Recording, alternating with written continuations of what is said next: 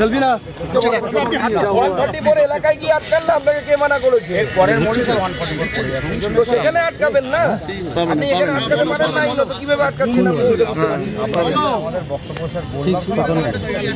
আপনার বক্তব্য সারা জীবন আপনার কথা আপনাদের আমরা যদি শুনি তাহলে হাওড়া এরপরে হিন্দু শূন্য হয়ে যাবে। সেটা তো পশ্চিমবঙ্গ যখন ভারতবর্ষে থাকবে না পশ্চিমবঙ্গ তখন না সেটা কোনো অসুবিধা। কিন্তু এখন যতদিন ভারতবর্ষে আছে ততদিন আমরা তো হিন্দু শূন্য হতে দিব না হাওড়াকে। এখানে আপনি আপনি এখানে আটকানোর অর্ডার দেখান আমার স্যার। আপনাকে তো বললাম স্যার, এর মধ্যেই দেখুন স্যার, আমরা চারপাশে দেখুন স্যার, ক্ষমতা এলে ইঞ্চিতে ইঞ্চিতে বুঝে নেব। শেখ শাহজাহানের মতো লোকজনের বাড়িতে বুলডোজার চলবে। রাজ্য সরকার চলছে না, ফাজলামও চলছে। রাজ্য সরকারকে কটাক্ষ করে শেখ শাহজাহান প্রসঙ্গে নজিরবিহীন ভাষায় আক্রমণ করলেন সুকান্ত মজুমদার। কিছুদিন আগে হাওড়ার ফাঁসিতলায় দুপক্ষের ঝামেলা বাঁধে, অশান্তি ছড়িয়েছিল এলাকায়।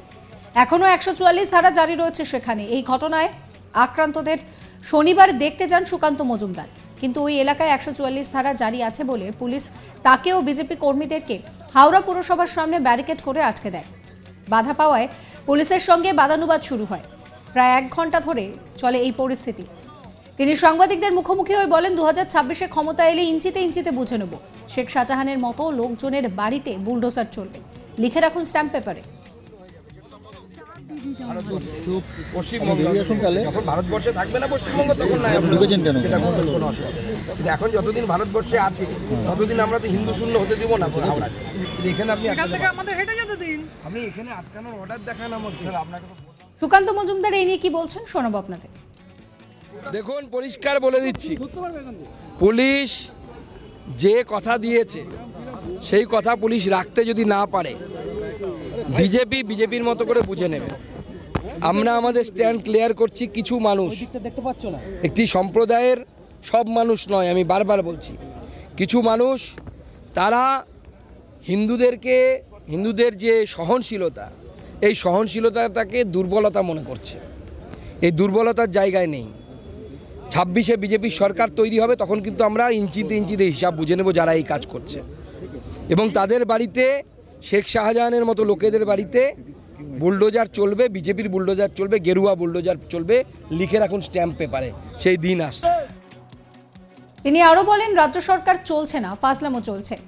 ফিরাদ বাবু যদি সেন্সেশন চোখ থেকে মাথায় পৌঁছাতে 2021-22 দিন সময় লাগে তাহলে তো বিপদ। এই মেয়র দিয়ে কি হবে? আর কয়েকটা বছর অপেক্ষা করুন। ভারত বিরোধীদের কিভাবে সোজা করতে হয় বিজেপির জানা আছে। কি বলছেন তিনি শোনাবো। যারা আইনকে যারা উল্লঙ্ঘন করবে, যারা অন্যায় করবে, মন্দির ভেঙে দেওয়া হচ্ছে, মূর্তি ভেঙে দেওয়া হচ্ছে, তাদের সাথে কি করা উচিত? আমরা তৃণমূল সরকার নাকি যে তাদেরকে ডেকে করাবো? উড়ন্ত লুঙ্গির দুরন্ত লাথি খাওয়ার পর তাদেরকে রেশন সামগ্রী পাঠাবো বাড়িতে? ফাজলামও পেয়েছে। গতবার এই ঘটনা ঘটেছিল, আমাদের নেতারা, বিভিন্ন ধর্মীয় সম্প্রদায়ের মানুষেরা স্কুলে বসেছিল, সৈয়দ স্কুলে বসেছিল। সেখানে তখন কথা হয়েছিল, বলেছিল যে বাচ্চারা করেছে। প্রত্যেকবার বাচ্চাদের নামে এগুলো মন্দির ভাঙা হচ্ছে, মূর্তি ভাঙা হচ্ছে। রাজ্য সরকার চলছে না, ফাজলামও চলছে পুলিশ প্রশাসনে। দেখুন, বিলম্বিত বোধোদয় বলে বাংলায় একটা কথা আছে, কিন্তু ফিরাদ বাবুর সেন্সেশন চোখ থেকে মাথায় পৌঁছতে 21 দিন 22 দিন যদি সময় লাগে তাহলে তো কলকাতার মানুষের খুব বিপদ। 22 দিন সময় লাগলো মাথায় পৌঁছতে এবং মাথা থেকে মুখে পৌঁছতে, তাহলে এই মেয়র দিয়ে কি হবে? অনেকে বলছেন শেখ শাহজাহানকে বাঁচানো যাবে না, তাই এবার হাত ধোয়া শুরু করছে তৃণমূল। দেখুন, শেখ শাহজাহানের ব্যবস্থা তো হবেই, এবং এমন ব্যবস্থা হবে শেখ শাহজাহানের মতো লোকেরা একটা শিক্ষা পেয়ে যাবে। আর অপেক্ষা করুন কয়েকটা বছর, বিজেপির সরকার তৈরি হতে দিন। ভারত বিরোধী যত এলিমেন্ট আছে তাদের কিভাবে শায়েস্তা করতে হয় বিজেপির জানা আছে। হাওড়া পুরসভার সামনে উত্তেজনা, পুলিশের সঙ্গে বচসা বিজেপির রাজ্য সভাপতি সুকান্ত মজুমদার। আহতদের দেখতে যাওয়ার পথে বাধা, তারপরেই পুলিশের সঙ্গে বাগবিতণ্ডায় জড়িয়ে পড়তে দেখা গেল সুকান্ত মজুমদারকে।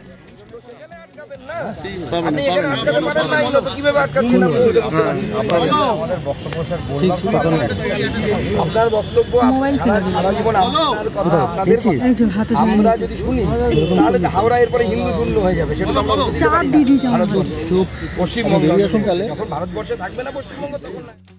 রাজ্য রাজনীতির যাবতীয় খবরের আপডেট জানার জন্য সাবস্ক্রাইব করতে ভুলবেন না আজ তাক বাংলার ইউটিউব চ্যানেলকে, ফলো করবেন আজ তাক বাংলার হোয়াটসঅ্যাপ চ্যানেলও।